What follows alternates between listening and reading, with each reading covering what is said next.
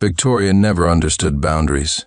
She kept entangling herself with her ex, and every time I expressed my anger, she would laugh it off, calling me petty. She was confident I wouldn't dare to break up with her. Later, when I finally showed my determination to end things completely, she broke down, crying and clinging to my legs. That day, when I told Victoria I wouldn't care anymore about her relationship with Ethan, she paused, then laughed even more heartily. "Oh, Sincere, you've not only become more understanding, but also developed a sense of humor. That's the way it should be. Don't be so bitter like before, acting as if the world owes you something. It makes me uncomfortable when you're unhappy. Men should be generous, not petty or paranoid about being cheated on. Ethan is fragile and can't handle stress. Even though we broke up long ago, seeing us being affectionate would devastate him. Poor thing, such a brilliant person. How did he end up with depression? If Ethan does something stupid, not only would I be heartbroken, but you'd feel guilty for life too. I wouldn't feel guilty at all. If Ethan died, I'd celebrate with fireworks. Not because I'm cold-hearted, but because he's clearly faking it. However, whenever I mentioned Ethan's manipulation before, Victoria would fly into a hysterical rage, calling me heartless and jealous, a cold-blooded creature. She'd insist she hadn't done anything wrong and tell me to be more positive, less dark-minded. Rather than being jealous, I should focus on loving her more. I was tired of arguing. "Victoria, let's break up." Before I could finish, her phone rang. Just hearing that ringtone, "First Love," I knew who it was. Like a bad penny, Ethan always turned up whenever Victoria and I had a date. "Vicky, I'm in so much pain. I don't want to live anymore. Everything feels gray. My world is so cold. Does nobody like me? And you're not here with me. Don't be sad, Ethan. I'm coming right now." While Ethan was putting on his act, Victoria panicked as if someone had died.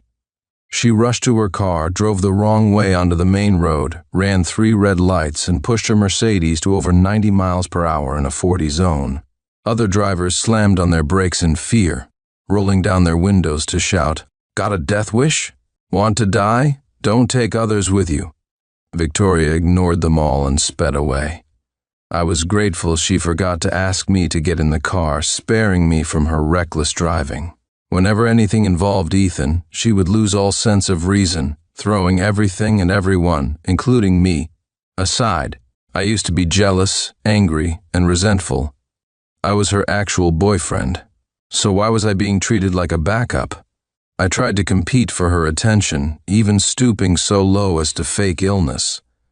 I put a thermometer in hot water to pretend I had a fever, begging Victoria not to leave. But she just said, "Come on, Sincere, enough. No living person can have a temperature of 131 degrees Fahrenheit. You'd be dead at 113 degrees Fahrenheit. Please stop acting. Ethan hasn't eaten for 2 weeks. I must take care of him." See? She was smart enough to know a fever was impossible. I was lying. But she was foolish enough to believe someone could survive without food for 2 weeks. Ethan was obviously lying too, but Victoria always believed him, becoming completely naive in front of her ex. Perhaps women only act foolish in front of the men they truly love. The root of all my pain stemmed from the fact that she didn't love me that much. After being a love-struck puppy for 2 years, I was exhausted. Waiting for the clouds to clear didn't guarantee sunshine. It might reveal an even darker void. So when I took Victoria to the concert that day, it wasn't to celebrate our 2-year anniversary. I planned to formally break up with her. Unfortunately, she didn't even give me the chance to mention breaking up. After midnight, Victoria still hadn't returned, and I fell asleep. Things weren't always like this. Before, whenever she stayed at Ethan's place, I would be tormented, like a restless wolf in a zoo, red-eyed and sleepless. I feared they might end up in bed together. I never dared to call and ask her to come home because it would make her angry. I could only pace outside Ethan's apartment building at midnight, counting how many rooms had lights on like an idiot. 2 lit rooms would make me ecstatic, 1 would depress me, and complete darkness would devastate me. I'd sneak up to his door, pressing my ear against it to listen for suspicious sounds, nearly getting arrested by security who mistook me for a thief. When Victoria returned, what I really wanted to ask was how they had slept, but I didn't dare. I could only pretend to be understanding, voluntarily washing her clothes, locking myself in the bathroom to smell them like a dog, checking for another man's scent or suspicious stains. I ended up developing allergies despite never having them before. I used to be so pathetic. Calling me a loyal dog was an insult to man's best friend. But thankfully I've awakened now. Loving someone who doesn't care about you is slow suicide. So now I sleep soundly. Whatever happens, happens. Let it be. At 1 a.m. I got a text from Victoria. She seemed to finally remember she'd left me at the concert venue. Sorry, I was in such a hurry I forgot to let you in the car. Thankfully, Ethan didn't do anything stupid. I'm not coming home tonight. Don't call, okay? I just got him to sleep. He's as peaceful as a baby now. And don't use bringing me clothes as an excuse to cause trouble. Wasn't that time embarrassing enough? Victoria was referring to when security caught me listening at the door. I had tried to explain I was bringing her clothes, but she didn't believe me. We had a huge fight, and she called me creepy and disgusting. She gave me the silent treatment for a month. No talking, no smiling, no communication, treating me like air. Before, I feared her Cold War tactics the most, wishing she would hit me, yell at me, even stab me, anything but ignore me. This time, I just glanced at her message and went back to sleep. Suddenly, another text came in. If you haven't seen my message, you better not be lurking outside making a fool of yourself again. Leave now or I'll really get angry. I didn't bother reading her subsequent messages and turned off my phone. Sincere, wake up. After being nudged several times, I opened my eyes to find Victoria had returned. Did you wait up all night for me? I told you not to. Oh, you didn't stay up all night?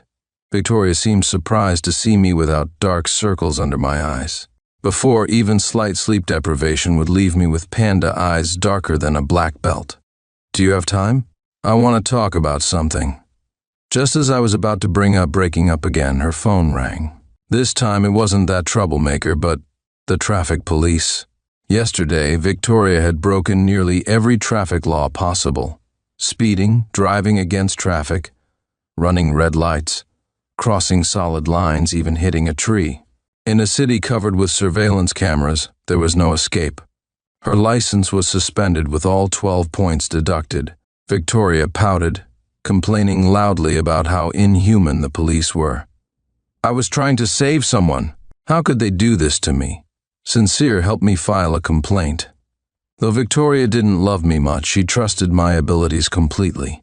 She was used to dumping all her problems on me to solve. I wasn't just her backup plan. I was her Doraemon and emotional dump. So I said, of course, I know you can handle this. How could you possibly live without a driver's license? Then you wouldn't be able to rush to Ethan's side 24/7. He can't live without you. Victoria was pleased. I continued. Just give me Ethan's depression diagnosis and evidence of his suicide attempt yesterday, like medical reports. I'll help you appeal. Victoria's expression changed. Sincere, you're so evil. Are you trying to make Ethan's pain into a public joke? She stormed off angrily. I was about to call after her to break up, but my phone rang. My parents said they were coming to visit. Looks like the breakup would have to wait a few days.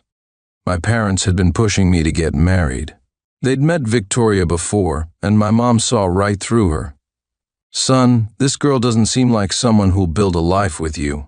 Mom suggested breaking up, saying she had several suitable matches she could introduce me to. Back then, I was obsessed with Victoria and refused. Now, I don't want to love anyone, let alone go on blind dates. So I needed Victoria to act as a shield for a few more days. After 2 years, this was the first time I was using her. They say loving someone is hard, but not loving someone turns out to be quite easy. Victoria was tired from last night. With no work on weekends, she slept all morning. When she emerged drowsily at noon and found I hadn't cooked or washed her clothes, her face darkened immediately. Sincere, just yesterday I was praising how sensible you'd become. Why are you being difficult today? No cooking, no laundry. Is this some kind of protest? I already told you Ethan was trying to kill himself yesterday. Before she could finish, I interrupted. Life comes first. You did the right thing. I'm not angry. I was just busy with work stuff. Seeing my calm attitude, Victoria's anger subsided. She asked, Really? Oh yeah, my parents are coming in a few days. Please spend some time with them. It won't take long. Okay, as long as it doesn't conflict with anything involving Ethan. I didn't cook lunch. We ordered takeout. That evening, Victoria's company had a team-building event at a countryside resort. I didn't want to go, but since Victoria couldn't drive, I had to be her chauffeur. The resort was south, but I drove north. I didn't want to arrive only to have Victoria send me back to pick up Ethan. It had happened many times before. Gas is expensive. Might as well save where I can. Seeing me so proactive, Victoria smiled sweetly. Sincere, you've really grown. I was just about to ask you to pick up Ethan. You're so thoughtful now. People with depression need to participate in group activities. At Ethan's apartment, Victoria bounced upstairs to get him. Soon they came down together, laughing and chatting. Looking at him, it was laughable. Is this what depression looks like? Even stray dogs on the street weren't as cheerful as him. They naturally sat in the back seat together. Whenever Ethan was around, Victoria never sat in my passenger seat. The resort was about 12 miles away, but with heavy traffic, it took over an hour. The whole time they giggled and reminisced about their high school days. They were high school classmates, and I couldn't be part of their past. I used to try joining their conversations, but Victoria would just roll her eyes. You don't know these people, don't interrupt. This time, I knew my place and kept quiet, like a proper chauffeur minus the white gloves.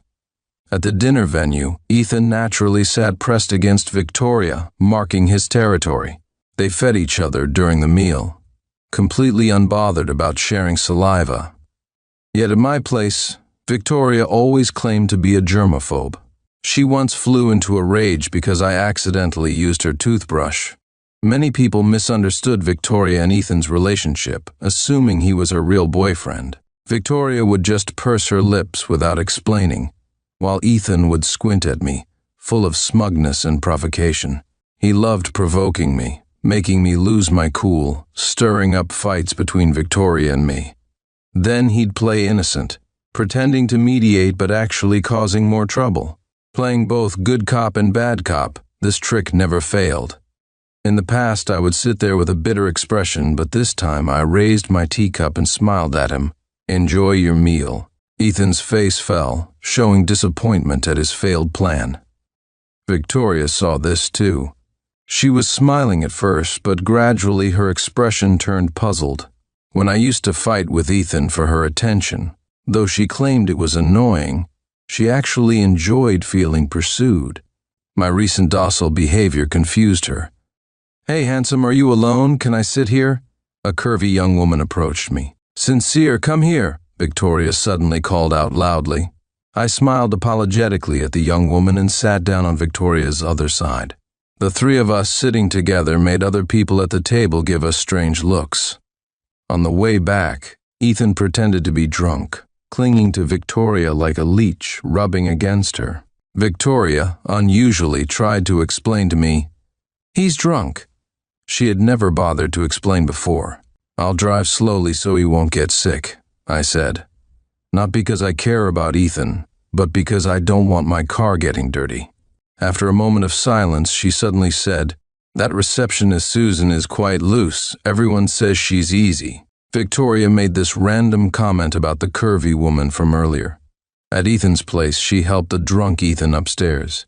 Half an hour later, I got a call from Victoria. "Why did you leave? I thought you'd stay overnight to help take care of Ethan." The line went quiet for a moment before she added, "He's not too drunk tonight. He can take care of himself. Come pick me up." Just then, I heard Ethan's heart-wrenching cry through the phone.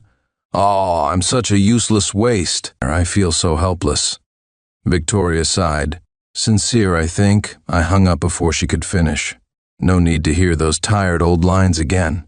My parents' train was arriving at 9 a.m. the next morning. The new station in town often confused first-time visitors, making it hard to find the right exit or catch a cab. My parents, being from a small town, would find it especially challenging. I was supposed to pick them up, but my company had an urgent matter I couldn't leave. Coincidentally, Victoria called. Her voice sounded tired. Apparently last night had been exhausting. Ugh, we really can't let Ethan drink anymore. He just kept crying in my arms all night. I stayed up all night taking care of him. I only managed to get him to bed in the early hours and caught a few hours of sleep on the couch. I'm so tired now. She seemed to be complaining, but I caught her underlying message. She was telling me she hadn't slept with Ethan. In the past, such an explanation would have made my day. But now I didn't care anymore. Could I ask you a favor? I said politely. My parents' train arrives at 9. Could you pick them up? I'm worried they'll get lost. I spoke very courteously, prepared for her refusal and ready to make other arrangements. Of course, she agreed readily. I haven't seen your aunt and uncle in a while. Leave it to me, don't worry. And don't say favor. Why so formal? As it turned out, she couldn't be trusted at all. At noon, I got a call from my mom. Son, your father's blood sugar is low. He can't wait much longer. Maybe ask Victoria if she's still coming? My parents were just like that. They'd avoid troubling their children if possible. They'd been waiting at the station since 9 a.m., not seeing Victoria, who was supposed to pick them up. They didn't dare move around, afraid of getting lost. They didn't dare rush Victoria, worried about upsetting her. They waited 3 hours until my dad felt unwell before finally calling me. They'd hesitated to call earlier because I said I had a morning meeting, and they didn't want to disturb me. I dropped my phone and rushed to my car. Victoria called on the way. Sorry, Ethan's been crying all morning. I totally forgot about picking up your parents. I'm heading there now. Victoria, let's break up. She froze, then her voice rose sharply. Sincere, don't be so fickle. You were being so reasonable just days ago. Why are you making a fuss now? I must have had a reason for not going. Ethan wouldn't say a word all morning, no matter how I tried to cheer him up. You know how worried I was. I couldn't just leave him alone at home, right? Your parents could have taken a taxi anyway. They're not senile. You're threatening to break up over this little thing? I'm really disappointed in you. Where should we have lunch? My treat, okay? As an apology. If your parents badmouth me over this, I'll have to wonder about their character. I might need to reconsider whether they have some issues. I was focused on the heavy traffic, so I hadn't hung up, letting her ramble on. Victoria, we're done. I mean it. I actually wanted to tell you in person, but kept getting interrupted. I don't want to wait anymore. Let's end it now. I glanced at the car clock. May 14th, 12:05 p.m., we're cutting all ties. From now on, there's nothing between us. Hang up. I'm driving. Victoria got angry. Sincere, you're a grown man playing the breakup card? Let me tell you, threatening breakup is a woman's privilege. You have no right to play this game. Aren't you afraid I might actually agree? Then you'd have nowhere to cry. Even though I was late, made a small mistake, did you have to be so relentless? Do you think I owe you? I guess I've been too nice to you lately, making you cocky. Just like Ethan said, we can't be too good to you or you'll take advantage. She angrily hung up. Based on my experience, she was about to give me the silent treatment again. I suspected Victoria had trained in Antarctica. She was too good at Cold Wars. If I didn't compromise, she could keep it up from spring through winter, from the Cretaceous to the Cambrian period. Perhaps that's what killed the dinosaurs. She needed to maintain absolute control in our relationship. So she couldn't be wrong, couldn't lose, couldn't damage her pride and dignity. I used to always give in first because I read that Cold Wars are the most damaging to relationships. I was afraid our love would freeze to death. This time, though, I felt no anxiety, only relief. I picked up my parents from the station and brought them home. They didn't mention Victoria at all, not wanting to embarrass me. For the next 2 days, I showed them around the city. Sure enough, Victoria didn't call once. let alone show up to face my parents. When I was taking them back home, my mom finally couldn't hold back anymore. "Did you have a fight? You're a man. You should be more understanding toward Victoria. She's a young woman. It's natural for her to be a bit willful. Should Mom talk to her? Make peace for you? Don't get upset just because she didn't pick us up at the station. It's not worth it. Your father and I don't mind." Looking at my mom's worried expression, I suddenly felt ashamed. When someone is too submissive and passive in a relationship, they don't just lose their own dignity and self-respect. They make their parents bow their heads too. Like my parents, even though they didn't approve of Victoria, they had to tiptoe around her because of my obsession, always afraid of upsetting her and causing me trouble.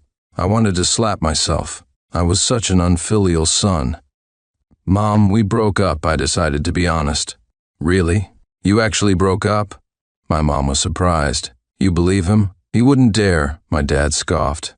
"A leopard can't change its spots." "Shut up, old man, no one asked you." My mom elbowed him sharply. While adjusting my clothes, she rambled, "If it works out, stay together. If not, we'll find someone else. My son is so outstanding, we won't have trouble finding a good daughter-in-law." My mom's words brought tears to my eyes. "Okay, Mom, I'll go on those blind dates during New Year's. I thought I loved Victoria so much that I couldn't live without her. But when we actually broke up, I didn't cry. I was calm. However, the night after sending my parents home, I had a good cry and got thoroughly drunk. Not because I missed the past, but because I suddenly realized how much I had been like sand. I always thought that even if Victoria was an iceberg, she would melt under my gentle affection. But Victoria was an iron weight. She couldn't be warmed up. She could only make those who truly cared for her feel cold. I was like Sisyphus from Greek mythology, pushing a boulder up a mountain every day, only to watch it roll back down before reaching the top, all progress lost. So he would repeat this endlessly, his life slowly consumed by this futile and hopeless task. This perfectly described my feelings for Victoria. No matter how much I gave, as soon as Ethan beckoned, she would abandon me, making all my efforts worthless. In my drunken state, I deleted all messages, photos, and videos of Victoria from my phone. The last thing I deleted was her contact number. But because I was drunk, my shaky hands accidentally dialed her number. By now, we'd been in a Cold War for 3 days, and I hadn't called to apologize. A new record. I wondered if Victoria was waiting for me to give in too. It only rang once before she picked up. "Ha ha! I thought you could hold out for a few more days. Realized your mistake? Done playing breakup? If you could last a week, I might have actually been impressed. Now you're just slapping your own face. Aren't you embarrassed?" "I'm embarrassed for you." Victoria's voice was cold but triumphant. I knew she wouldn't believe it was an accidental dial, so I just hung up. I could imagine her fuming on the other end, probably cursing me for being shameless. Actually, she was right. I had been too shameless before. Now I just wanted to regain my dignity bit by bit. The next day, I gave up the apartment. We had rented this 2-bedroom place after officially getting together. It was close to Victoria's workplace, but far from mine. Just for her convenience, I had been commuting 50 miles every day, exhausted but never feeling it was too much. Now that we were broken up, there was no need to torture myself anymore. I rented a studio near my office. The rent was 2/3 less. The money I saved in a year could buy my mom a massage chair. For the next week, my life was fulfilling. I didn't have to wake up at 5 a.m. to buy breakfast. I could wake up at 8 and stroll to work. I didn't have to rush home after work to cook for Victoria. I could play pool and grab drinks with colleagues. "Sincere, we always thought you were quite antisocial, but you're actually pretty good company." Well, I had a girlfriend before, couldn't help it. Now I'm single. When my single colleagues heard this, they were confused, but the married ones looked envious when they heard about my breakup. Seems they weren't having an easy time either. Without being controlled by Victoria's moods, my work performance improved significantly. One of my proposals caught the boss's attention, "We're opening a branch in Charleston. Are you interested in taking charge?" If this had happened before, I would have declined because of Victoria. In fact, I had given up many better opportunities because of her. Now, of course, I was willing, not just because it meant a promotion, but also because Charleston was my hometown. I couldn't ask for better than working back home. By now, it had been 2 weeks since I told Victoria about breaking up. She finally couldn't stand it anymore and called me first. Although I had deleted her contact, I still remembered her number. I was in a meeting with my boss about the branch office, so I didn't answer and hung up. She called again. I hung up again. She seemed determined and called a third time, so I blocked her number. After finishing with my boss, I got a call from an unknown number. "Who is this?" "Sincere, you dare block me. Have you lost your mind?" Victoria's voice was both shocked and furious. My behavior was absolutely unacceptable in her eyes. "Aren't you afraid I'll really break up with you out of anger? Aren't we already broken up?" Victoria was stumped. After a while, she said viciously, "Where are you? Come back right now. My key isn't working. I can't open the door. Just wait till I get my hands on you." She had gone to our old apartment, but I had already moved out, and the landlord had naturally changed the locks. I've moved out and given up the apartment. "What?" "I packed all your things and sent them to your office reception. Didn't you see them?" "What?" Victoria's voice reached a screech, so I continued. "Anything else? If not, I'm hanging up." "Sincere, you're really serious about this? You really dare break up with me?" "If you want, I can write you a certificate to prove it." "Sincere, listen carefully. If I agree to this breakup, even if you kneel and beg in the future, I won't get back together with you. Don't throw a stone on your own feet. Don't play with fire." I quickly said, "You can record what I'm saying. I promise I will never look for you again. If I go back on my word, I'll never find a seat on the subway for the rest of my life." Anyone who's worked in a big city knows how serious this curse is. "You. Are you sure? I'll count to 5. If you don't apologize, we're really done." "How about counting to 10? Let me think it over." Fine. 10 counts then. 10. "Okay, I've thought it through. We're really done." Emma Snow was Victoria's best friend and used to be on good terms with me too. That evening she called. "Victoria's crying. Come comfort her quickly.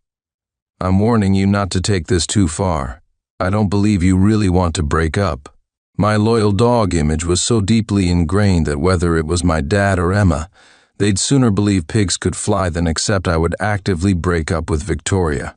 I said, "You know why we're breaking up, right?"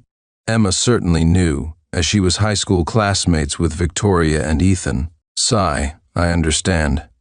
You're just jealous of Ethan, right? I get how you feel. You think Victoria doesn't consider your feelings and Ethan has no boundaries. But listen, their history. I can tell Victoria still loves you. Otherwise, wouldn't she have gotten back with Ethan already? She's just sentimental about the past.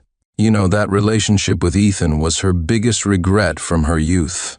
She wasn't wrong. I learned about Victoria and Ethan's story later. They were high school classmates who promised to attend the same college.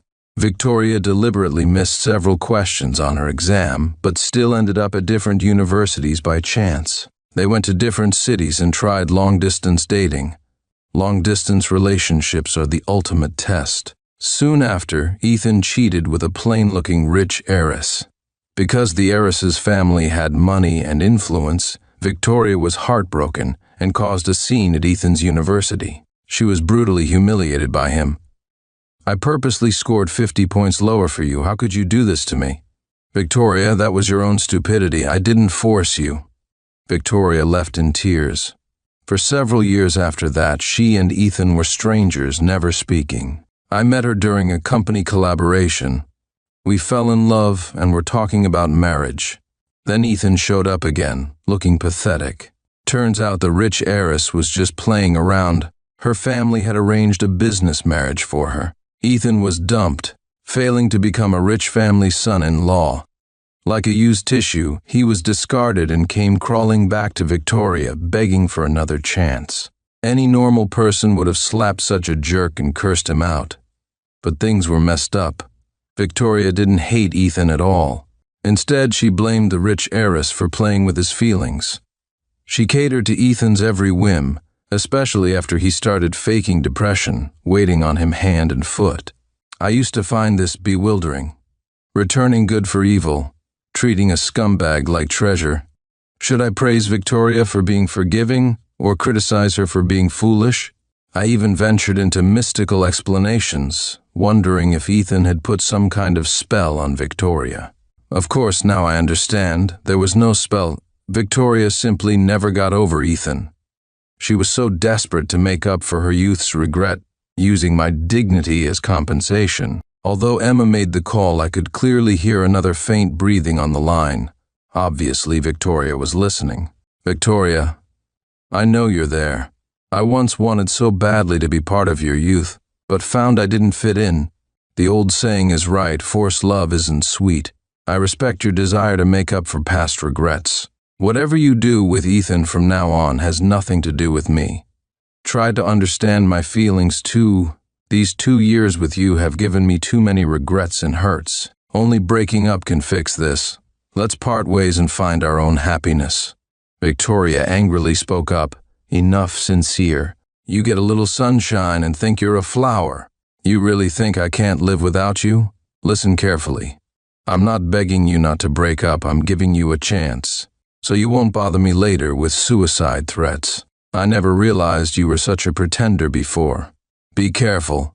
Pride comes before a fall. Victoria hung up furiously. In the past, making her this angry would have me walking on eggshells, ready to die to apologize. But now I felt no anxiety or unease. Turns out not just love makes you brave. Falling out of love does too. I thought with Victoria's pride, after I expressed my determination to break up so clearly, she wouldn't contact me again. But that night she called again from another number since I had blocked her old one.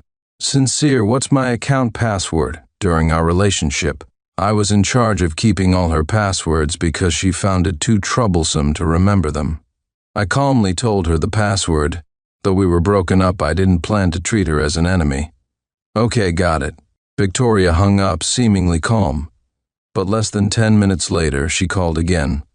Sincere, I forgot my cloud storage password too. If you can't remember the passwords, you can log in with your phone verification code, I said. Or you could set a new password using meaningful numbers like Ethan's birthday height ID number, or your first date anniversary. That way others won't guess it, and you won't forget.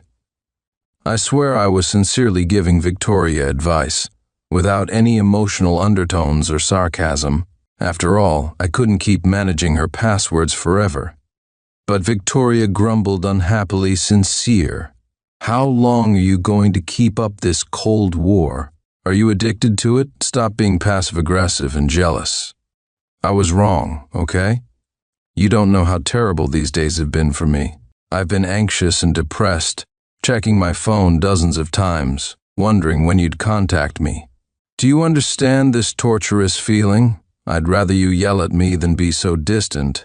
Fine, I give up. I surrender. I apologize. I shouldn't have neglected you for Ethan. Don't be angry anymore, okay? You're a grown man, don't be petty with me. I'm already lowering my head, satisfied? I suddenly wanted to laugh. Victoria was asking if I knew how Cold Wars felt. Like an executioner asking a death row inmate if beheading hurts. I had begged Victoria countless times not to use the silent treatment, saying we should solve problems through communication, that emotional abuse was too damaging to relationships. But back then, Victoria would just cross her arms, tilt her head back, and snort dismissively, "If you can't take it, don't play." Coming back to reality, I said, "Victoria, we're really over. How many times do I have to say it before you'll believe me? You like being a broken record, but I don't want to be a repeat player." Victoria's voice finally showed panic. "Sincere, I'll call your parents and apologize for being late to pick them up, okay? I know you love me. You can't let me go. Your parents forced you to break up with me, didn't they? It's the 21 Stones century. How can parents still interfere with their children's relationships? That's too controlling. She actually blamed my parents for the breakup. I got angry. Victoria, my parents never said a bad word about you. How dare you slander them? I just don't want to break up with you. Why are you being so fierce? Victoria's voice grew smaller, showing guilt. I spoke earnestly. Our problems have been there for a long time. That incident was just the last straw. She said, I know. You're mainly upset about how much attention I give Ethan. I neglected you. I admit I went too far many times. But trust me, please. I really only see him as a friend now. I've never cheated on you physically or emotionally. Even though he pretended to sleepwalk and tried to unbutton my clothes a few times, I always refused. If Victoria hadn't mentioned it, I wouldn't have known Ethan was talented enough to fake sleepwalking on top of faking depression. Victoria, since you know his sleepwalking is fake, why can't you see his depression is fake too? I think you do see it, you're just pretending not to. I really don't understand. If you had broken up because of external pressure or interference, I could accept you rekindling your romance. I'd step aside gracefully. But that's not what happened. You broke up because he betrayed you. Why do you still throw yourself at him? Are you really that cheap? Victoria was silent for a moment. Sincere, you know what? First love is unforgettable for every girl. I fell in love with Ethan when I was just discovering romance. For him, I dropped from a prestigious university to a community college. Do you know how much pressure I faced? My parents called me a love-struck fool, said I had no future, that I was embarrassing them. They were so disappointed they almost cut ties with me. But I didn't think I was wrong then. I thought I was being noble, sacrificing for love, like a movie heroine, so touching. Life is precious, love is priceless. I thought as long as Ethan and I loved each other well, we'd become a legendary campus romance. Victoria started crying. But what happened? Ethan dumped me. He trampled on my feelings for some dirty money. Do you know how humiliated and devastated I was? Other girls who get betrayed receive sympathy. But when Ethan dumped me, everyone mocked and ridiculed me. They said I deserved it, that I brought it on myself. They said if I didn't care about my own future, I couldn't blame others for not caring about my life. I did become a campus legend, as a cautionary tale. Victoria sobbed as she continued. That's why I couldn't go home for years. Couldn't face my old classmates. My parents kept using it to lecture me, saying, this is what happens when you don't listen to your elders. Thankfully, Ethan came back to find me. I knew he was faking illness for sympathy, but I still accepted him. Because the more he acted to win me back, the more it showed he regretted his actions. I'm not nice to him because I still love him. I just want to show everyone who laughed at me what a generous and forgiving person Victoria is. I returned evil with kindness. Ethan betrayed me and regretted it. I'm not the joke, he is. The one who lost face isn't me, but him. Do you understand? She broke down crying. This was the first time Victoria had opened her heart to me. I said, I understand. You didn't want to be laughed at for being a woman's loyal dog, so you tortured me, a man's loyal dog instead. No, I didn't mean to torture you. I was just testing you. Sincere, even though I act casual, it's because I was hurt before. I'm actually very insecure and fragile inside. And you were so good to me, it made me more afraid of losing you. So I had to act superior and cold in front of you. Because I read that women shouldn't be too forward. Only by keeping men under control can we avoid getting hurt. I really know I was wrong. Can't I change? I promise I won't cross boundaries with Ethan anymore. Sincere, you're the best man in the world to me.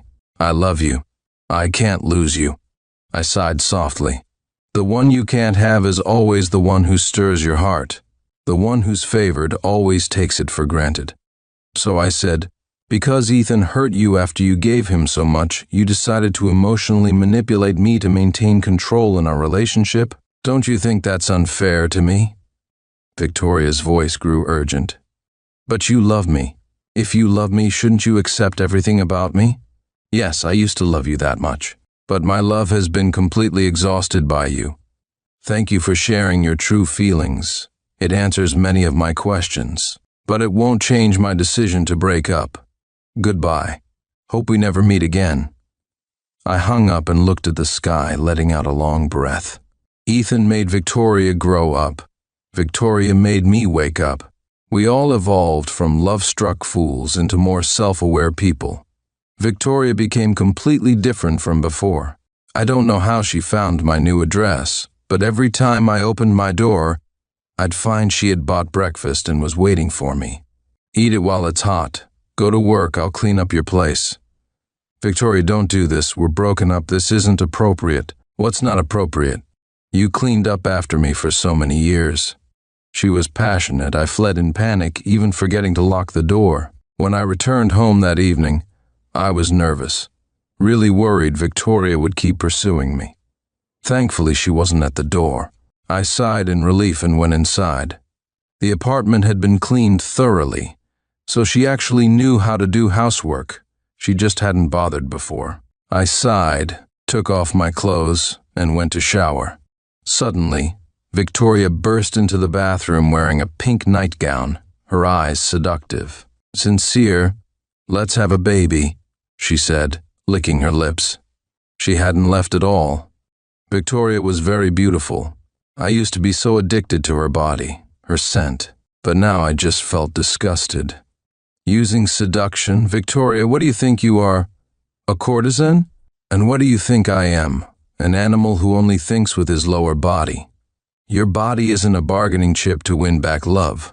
You're not just insulting yourself, you're insulting me too. Leave. I'm so disappointed in you." Seeing my genuine anger, Victoria turned pale with fear. She threw herself at me, holding me tight. "Sincere, don't be so cruel, please. I'll really break down. I just want to be with you. What's wrong with that? I love you. I've never betrayed you. Give me one more chance, please. I'm begging you." She frantically kissed my face while speaking, her tears mixing with saliva, leaving my face a mess. "Enough." I pushed her hard. The floor was wet and slippery. She fell. "I hoped we could end this gracefully. The more you debase yourself, the more I feel we're from different worlds." I left to stay at a hotel. Behind me came Victoria's desperate sobs, but I didn't look back. Tears only work on people who care about you. Now I just found her noisy.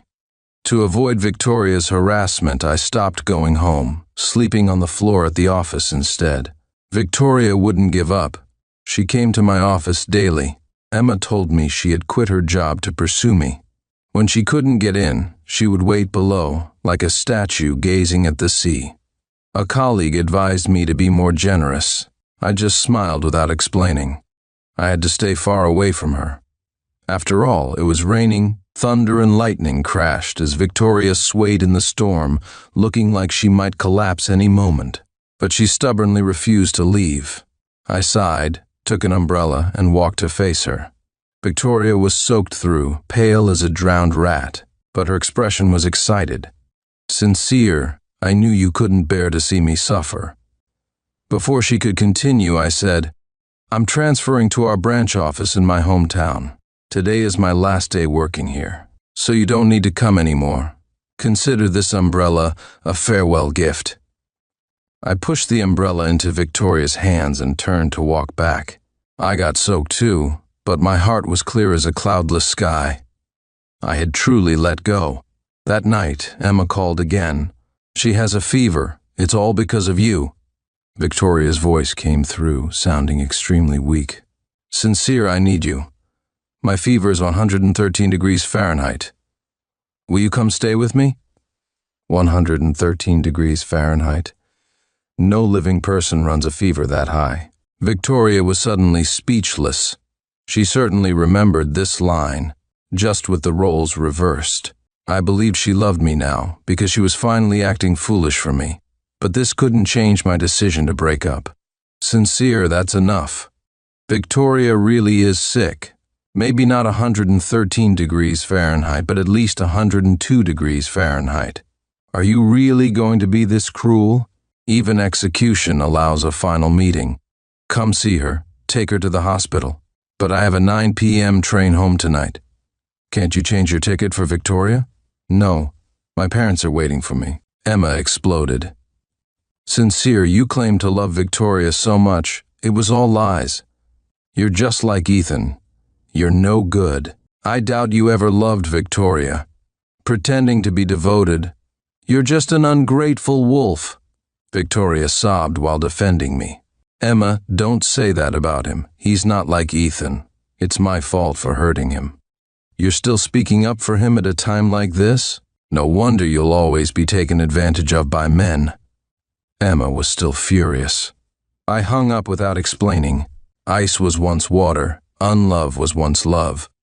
Looking at my watch, it was 7:30 p.m. I took my suitcase and caught a cab to the station. At the platform, I saw Emma supporting Victoria as they appeared. She really was sick, not just pale, but with white lips and eyes swollen like goldfish. As soon as she saw me, she hugged my legs. Sincere, I'm begging you, don't abandon me. I can't live without you. I shook my head unmoved. Victoria, stop torturing yourself. We can't turn back time. Emma was furious. Victoria, get up. Don't beg him. He's just another worthless man. Three-legged toads are hard to find, but two-legged men are everywhere. Let's go. I'll introduce you to better ones. Don't sell your dignity. You're embarrassing all women. Emma tried to pull Victoria away, but she refused to move. No, I don't want anyone else. I only want Sincere. What use is dignity without him? So what if it's embarrassing? It's not my first time being humiliated. She coughed several times. Between her cold and crying, Victoria's voice was already hoarse. Suddenly a voice rang out. Victoria, are you crazy? How could you delete me? How could you lower yourself like this for him? Your submission should only be for me. I'm your only king. Ethan appeared. He tried angrily to pull Victoria up too. Victoria cursed. Get away from me. I don't want to see you. You ruined all my happiness. What king? You're a bastard. This was the first time I'd seen Victoria treat Ethan so harshly. I was surprised. Ethan himself was even more surprised. He suddenly slapped Victoria hard. Bitch, you must be delirious from the fever. He then glared at me viciously. It's all your fault. Did you put a spell on Victoria? Why else would she reject me? She's the dog I trained. Even beating wouldn't drive her away. Growing angrier as he spoke, Ethan charged at me with a punch. I was about to dodge, but Victoria, who had seemed weak before, suddenly erupted. I won't let you hurt Sincere. She stood up and shoved Ethan hard, pushing him off the platform. Just then, a high-speed train rushed into the station. Ethan didn't even have time to scream before becoming a bloody mess. He always pretended to be lonely and miserable, constantly threatening suicide. This time his dream finally came true. Victoria was sentenced to 7 years for manslaughter. After the sentencing, I wanted to visit her in prison. She refused visits, sending me just one line in a letter. Sincere, I only hope you'll remember me at my most beautiful.